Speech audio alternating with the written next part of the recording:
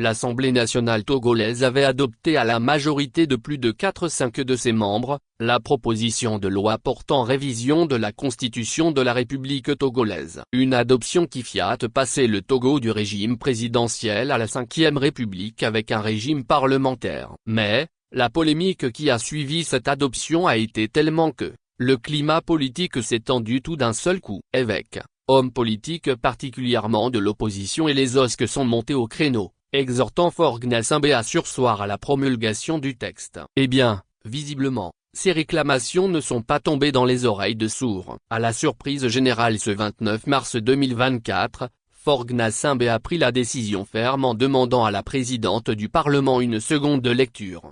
Suite au tollé suscité par l'adoption par les parlementaires de la nouvelle constitution, le président Faure Gnassingbé a demandé au président de l'Assemblée nationale, une deuxième lecture. Dans un communiqué rendu public sur la télévision nationale et lu par le ministre de la Communication, Madame Yava Kouigan, le président de la République demande à l'Assemblée nationale une deuxième lecture de la loi portant révision de la constitution togolaise.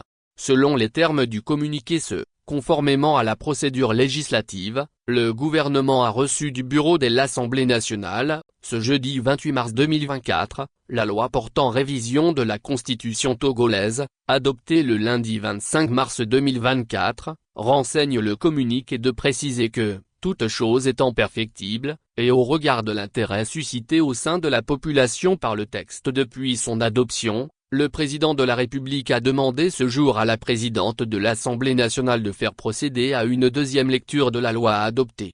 Cette sortie inattendue du président, surtout de la part de ceux qui ont demandé à ce qu'il ne promulgue pas la loi, a une importance. Cela prouve que, leurs réactions ont été prises en compte par le président Faure Gnassingbé dans le souci d'une action inclusive. Alors que, rien ne présage que les députés modifieront la constitution actuelle qu'ils ont votée, par conséquent nullement sous pression que cet acte de Faure Gnassingbé a eu lieu.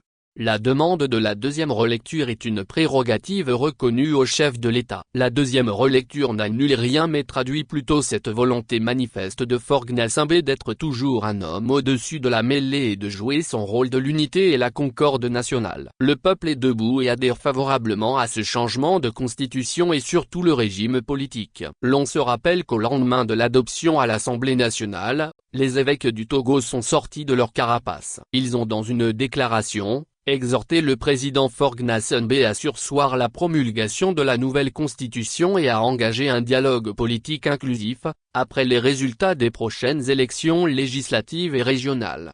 Après les hommes de Dieu, c'est le tour de 4 formations de monter au créneau. Il s'agit de l'ADODI, de l'AN, des FDR, du PSR et le F7D. Ces acteurs à Faure Gnassingbé qu'il peut encore arrêter cette entreprise funeste pour épargner le pays d'une nouvelle crise aux conséquences imprévisibles sur les plans social, économique et humain. Ils l'exhortent vivement à le faire. Car, ils estiment que, cette entreprise intervenue avec une surprenante précipitation alors que le mandat des députés a déjà pris fin cache mal un dessein étranger aux intérêts du peuple et n'est uniquement qu'au service des intérêts égoïstes du système RPT unir. Cette répugnante démarche constitue une atteinte à l'éthique indispensable à la vie publique et fragilise une fois encore les exigences d'un vivre ensemble harmonieux.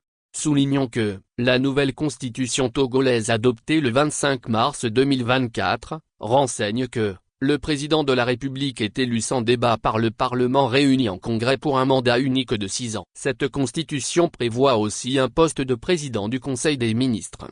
Il est le chef du parti ou le chef de file de la coalition de partis majoritaires à l'issue des élections législatives. Le président du Conseil des ministres est désigné pour un mandat de 6 ans.